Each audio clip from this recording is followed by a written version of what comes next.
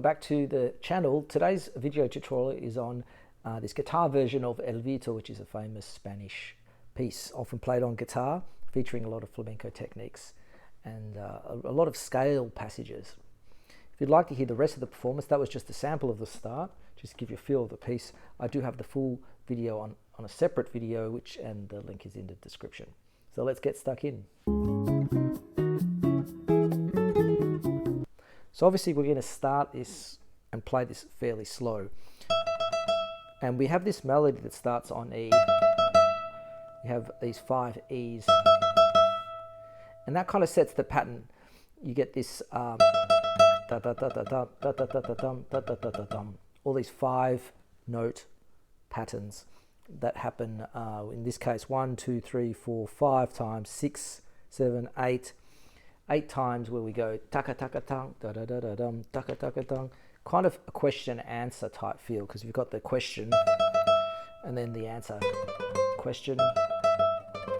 Sometimes we call that question and answer in a composition. It's in 3/8, which is a fast 3. 3/4 is a slower 3. You know, you might get the 3/4 like a waltz. 3/8 is usually, sometimes you can also say 6/8 depending on the situation. Well, we're going to call this one 3/8. So we're going question, and the first beat is always a bass note. So we go start on beat 2, so it's 1, and then we end up on the 1 playing the E as well. Okay, with the 4th finger, and then we go and we do this C, B, C, D, B, and then we end up first beat on the C, all right? And then we go back, this time with an A bass, and then this time the scale going from D down to G sharp, which is on the 2nd string. Then we move to open position or first position, and playing the open E string. This time we play a G sharp in the bass. You can use your 4th or your 3rd finger. And then this is basically B up to D and back to B. Now the bass note is A, bass note is C. It's the same idea. So basically we've just repeated it an octave lower. Okay. So after we've done that question and answer pattern 4 times, we're going to move to this.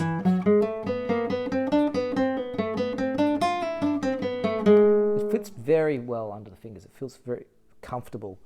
The only thing you have to decide is sometimes there's opportunity to add slurs, pull-offs, hammer-ons, and I've added them in a couple of occasions, but I start with the M finger and I go M, I, M, I, M, I, and it just helps me to navigate that. Sorry, going to the C. So I start with the M and I go,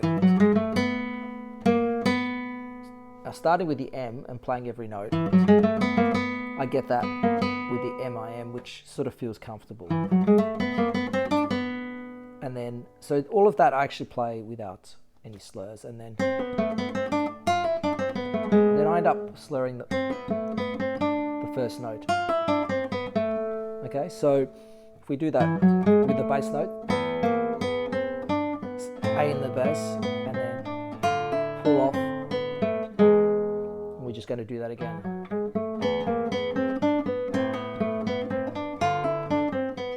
You might notice that I'm accenting that first beat a little bit, which that's kind of a natural thing. You should aim to do that, especially in a 3/8 situation where the beat 1 is the stronger one. Adds to that strength of the dance.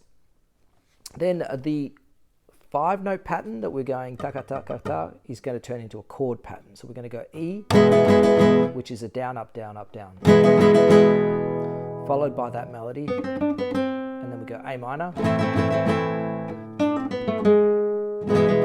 same melody, which is in the bass, That's a little tricky to go from the chords to the bass notes. This part, well, we've already got the C there. So we just fill in the chord. Just sharp, fill in the chord. We do have there the B already, but you have to remove that to go to the A minor. Sometimes I play it with that, with this fourth finger. And then you have to remove it. Otherwise you get, which doesn't sound too bad, but you should remove it. So we get the full A minor chord. Now that descending, I have thought about, you could also use your thumb and put a slur in there, but I just prefer just to bring my hand up, just feels smoother. And then we're just moving from the E up to a 1 fret and back, which is that very famous flamenco Spanish kind of sound. Okay, that's the end of the first section. Now we're going to move to the more melodic lyrical part, and we have this melody which goes like this.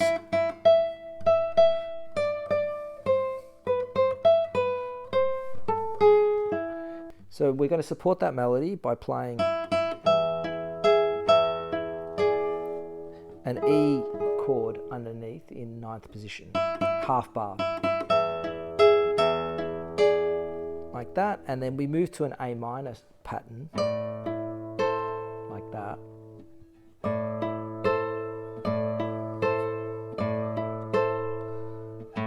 Alright, so it's like this.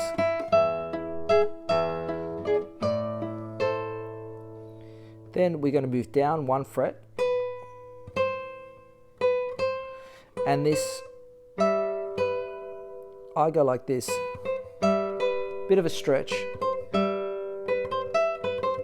you have to go back to the B and then play a B underneath. So we got the G and the B. So that's a little bit of a tricky bit. So we're going to go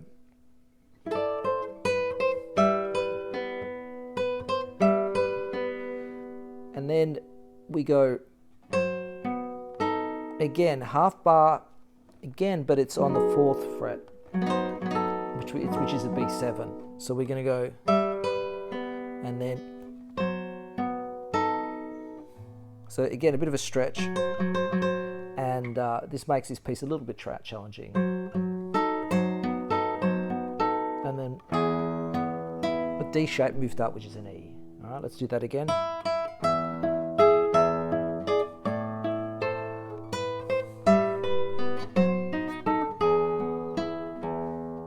Probably the hardest bit in the whole piece. Obviously, playing it fast is also tricky, so you don't want to start this too fast. You'll find just having from that position to that position.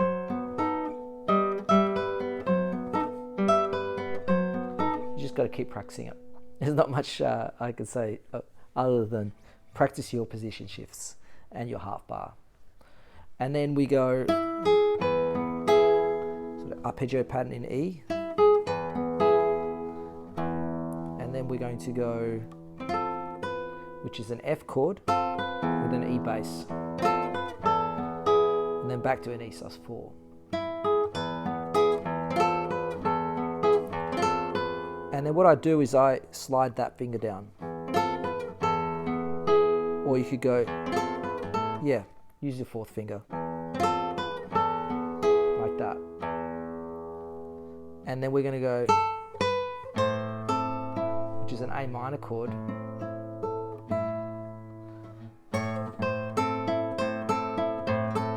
Just pay attention to the fingering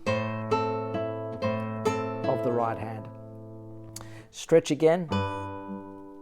So we have to go 3 and 7. So what I do is I don't put the bar down straight away. I go then the bar, then we go to the D. Let's do that again. 5th position, sus4. 5th position.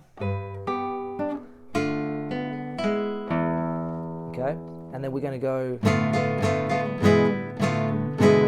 So this is a D minor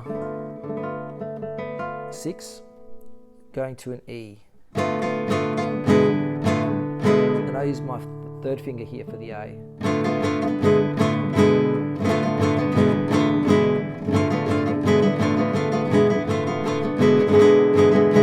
So and then I fill out that E chord at the end. But that movement, a lot of rasguero, a lot of pushing out of this. You can also do more than one finger rasguero. And then it's a repeat from the start.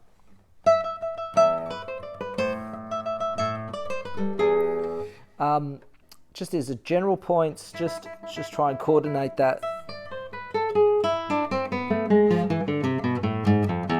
It's a really great piece for working on that fluidity of scales with the bass notes, with the chords. A bit like the Malagueña, really combines it all together and fits very, very well. I wouldn't say it fits that well under the fingers. In some instances it doesn't, because you've got a lot of stretches, but it gives you an opportunity to work on that as well. A little bit of, that one, that one, that one. So you're going to have to stretch sometimes 3, 4, 5 frets, which is definitely a challenge. But I know that the listeners of this channel, the viewers of this channel, like the challenge of some of these intermediate / advanced pieces. I'll see you next video.